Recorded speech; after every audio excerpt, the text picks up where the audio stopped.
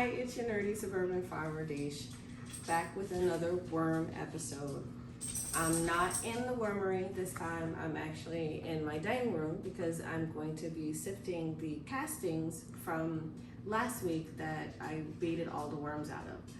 So the way I do things, which by no means is the absolute way that you have to do it, is I use a system where I have 3 different trays.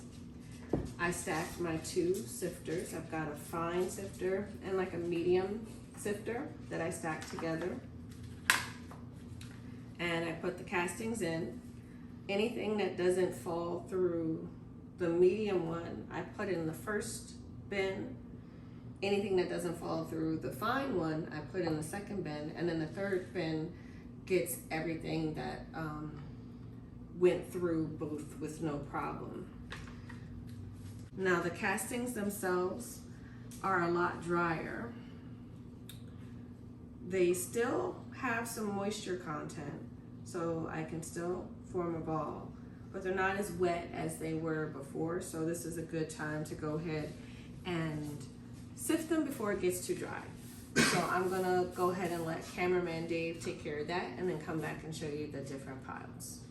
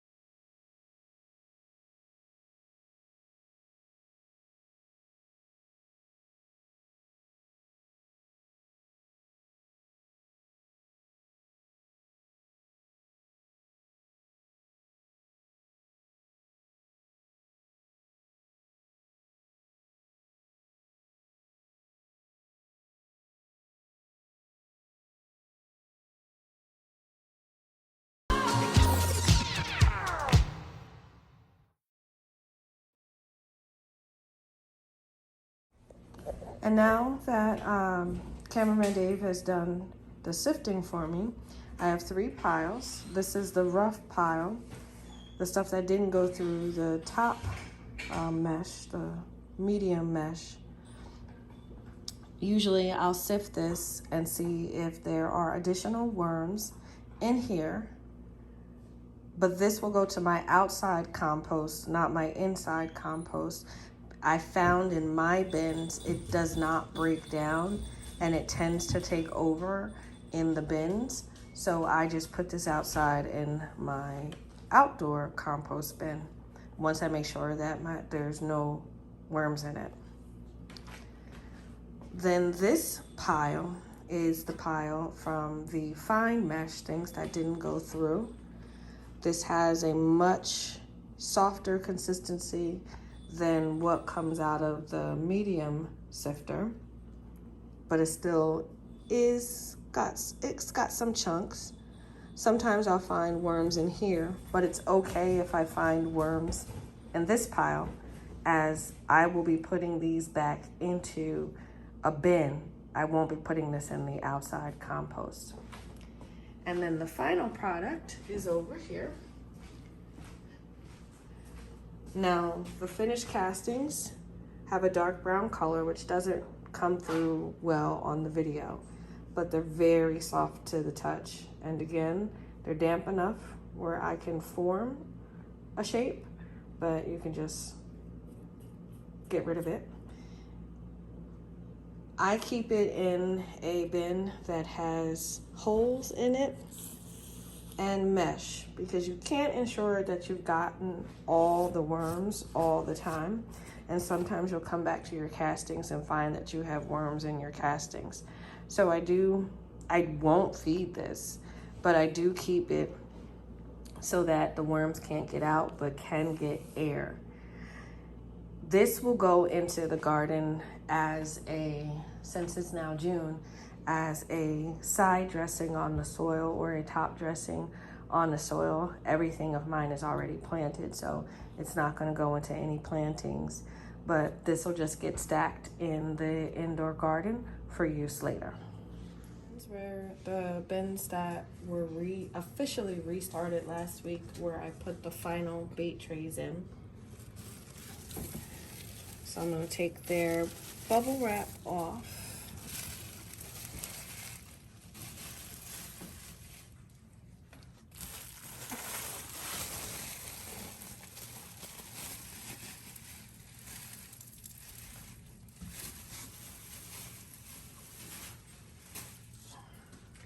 Now this is the bin with the medium, or the fine, the stuff that didn't go through the fine sifter.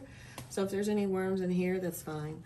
I'm just gonna evenly divide what's here in between the two bins over here, and just keep going weekly with feeding. I'm also gonna add some more cardboard. Since I'm adding more of the worm compost, I'm gonna add more cardboard as well. But this is how the bin looks after a week. Got a worm hanging out here. Move these guys. I think that's the only one that I see. So I can take the bait tray up.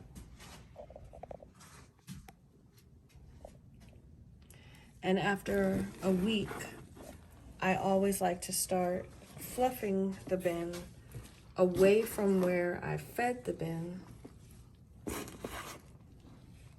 just to see what it looks like in other places and if it's dried out, so in the corners where you can see it's a little bit drier, I mix that in so that they don't completely dry out. And I don't see too many worms, which is good. That means that they're near the food. So lastly, I come over here to where the food was. And as you can see, we got a bunch of worms in this area.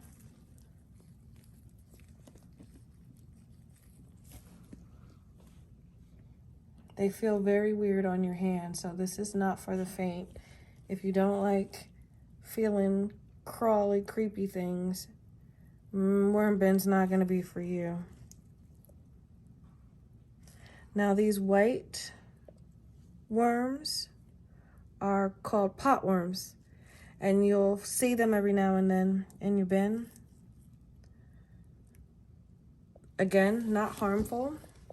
You don't want too many of them, but usually they come when the bin is a bit moist, or the food that you've put in here is moist.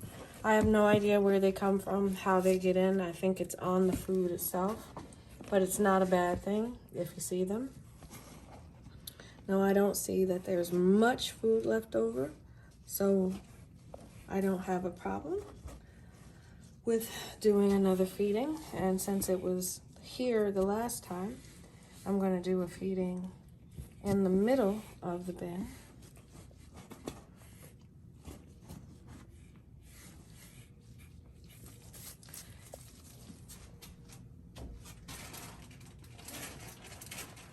So I've got some banana peel for them, a bit of apple,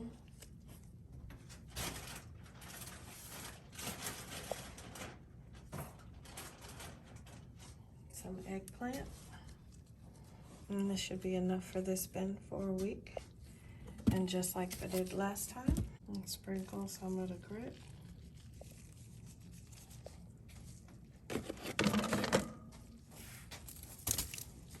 Cover it up.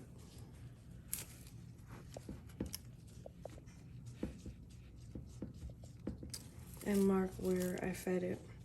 But I'm gonna do something a little different. But I'm gonna feed this bin. We're gonna check the status of this bin, feed it, and then I'm going to mix in the old compost.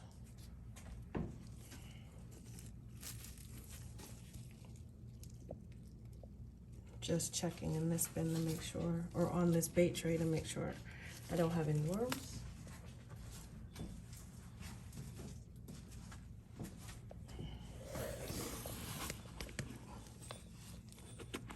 And then just like the other bin, turning over the bin just to see if there's worms out here. I hope it comes across in the video, but where your worms are in the bin, you can usually tell because it's this will look fluffier, and where the worms have been working is more compacted, so it's a difference in how they look visually as well. But I know I fed on this end because I did the same thing as the last bin to this bin. And once again, all of our worms are mostly concentrated over here. And it doesn't look like there's much food. Just some remnants of food, no big chunks of food. So I'll feed this bin as well.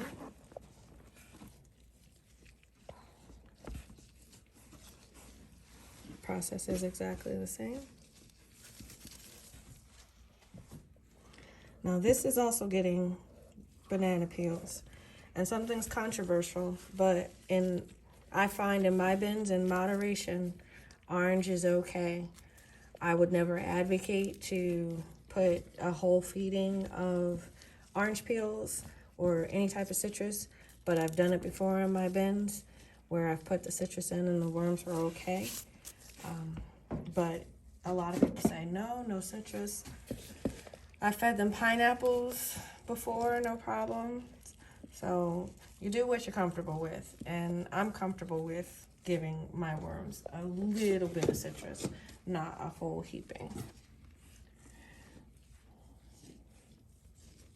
And cover these guys back up.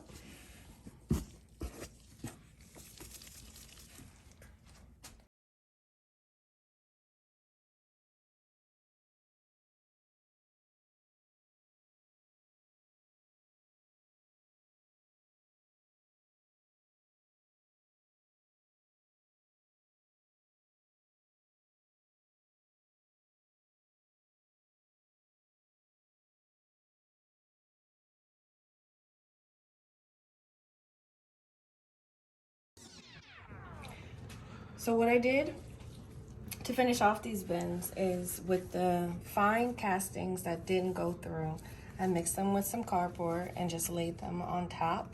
So when it comes to the next feeding, I will have mixed them through with the next feeding. Instead of mixing them in right now, I already did the food. So I did the exact same thing to both bins. And I'm just gonna replace their bubble wrap and close them back up. So this is one of my Burmy bag totes. Check this one. These are about 2 months ahead of the bins that I just restarted. Got a lot of activity. Got quite a few worms. up here. It's interesting how see-through these worms are. They're quite transparent. If you recall, with the last feeding, I fed just across the top with this bin. So you can see the food all across the top. Really, it's just the outer shell of the corn kernels. Looks like they did a good job with the feeding.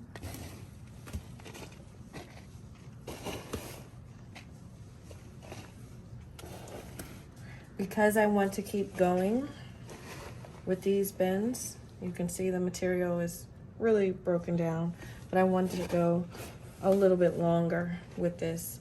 So I'm gonna add some more cardboard. I'm gonna do the same type of feeding this week where I lay the food across the top, but I'm just gonna put some cardboard, no mix of cardboard and cocoa core. I'm just gonna put some cardboard, but this, some really good looking castings.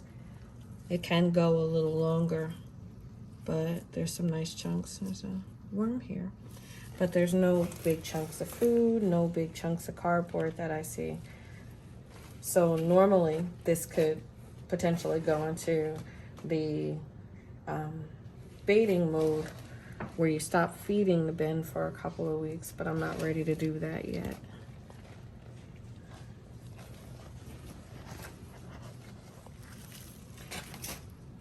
And this is Vermi Bag Tote number 2. Oh, this has quite a bit of activity on the top.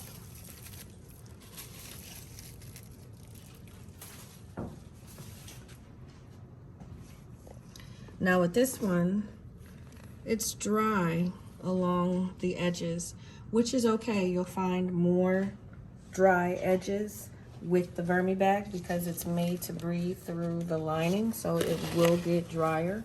So it's okay to give these a little more of a wetter feeding than you would your regular totes that aren't in a Vermi bag.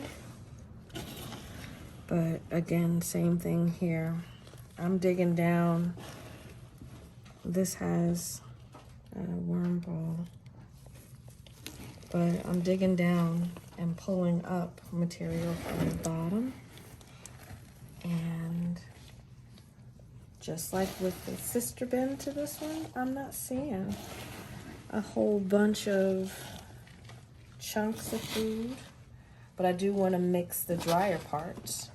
So I'm gonna mix it all up, and just like with the other Vermi bag tote, I'm gonna feed the top again and put cardboard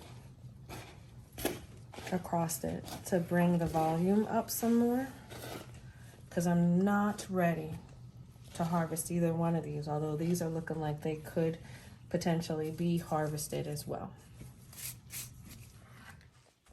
So with fresh food, I have a tendency to blend the fresh fruit that hasn't had a chance to go into the freezer and the blender to help it break down faster. You don't have to, and I will mention it as often as I can. The YouTube subscriber that inspired me to start my worm bins, she did some experiments with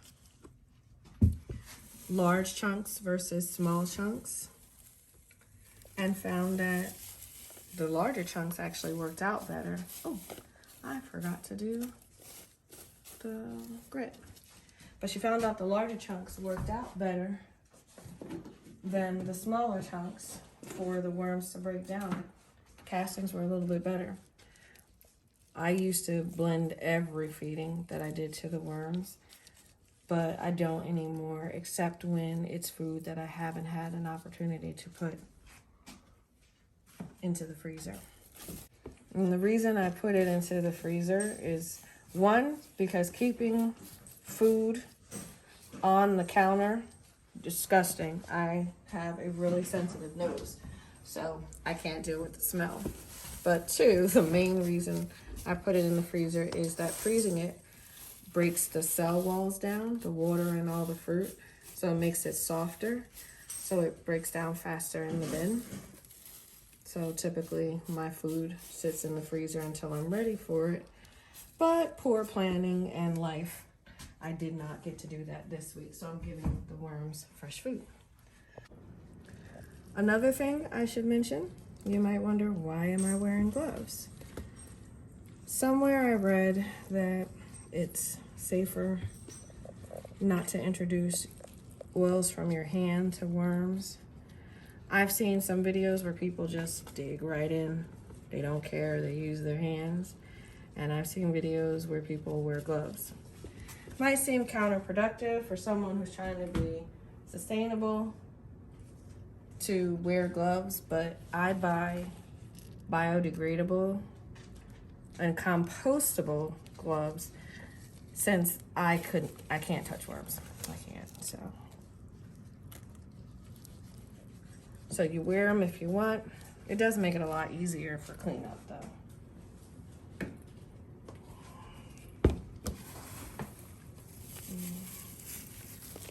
Put cardboard on top, just like with the other one.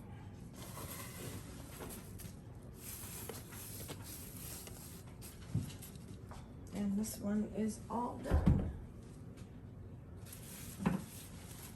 Lastly, it's the Vermi Bag Tote. Sorry, the Vermi Bag Mini.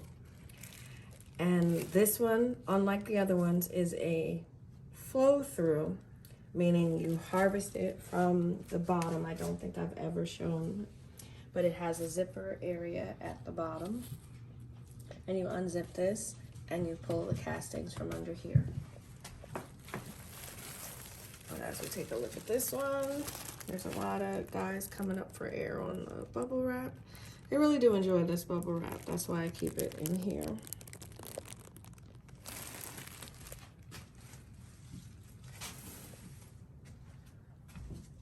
And good amount of worms still at the top. So as I normally do, I just go down about to my middle of my palm and flip over the castings. I don't dig into it. They still feel pretty good. Not super wet, not super dry. Along the edges, just like I mentioned with the Vermi Bag Tote, the Vermi Bag Mini will have drier edges, which is fine, but the material itself is good, and I don't feel any chunks. So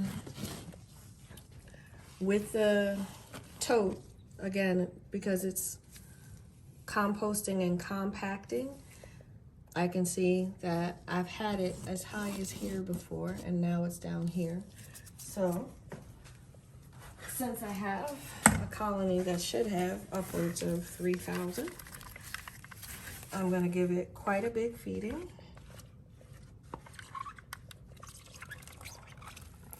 And this is a mixture of squash and apples and broccoli. Well, cauliflower, not broccoli. Broccoli was in the last bins. I'm gonna spread this out over the top evenly. Nice little layer.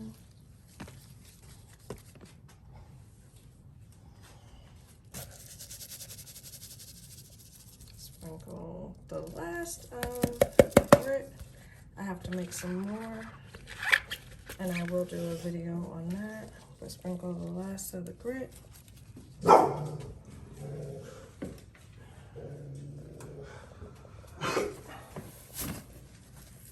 Cover with cardboard, back up to approximately the height I had it before.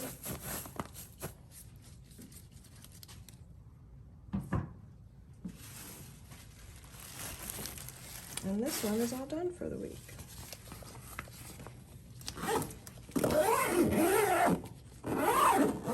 So I appreciate everyone that watches the video, thank you again for staying with me through another worm video. I hope you come back for the next one. Have a great night.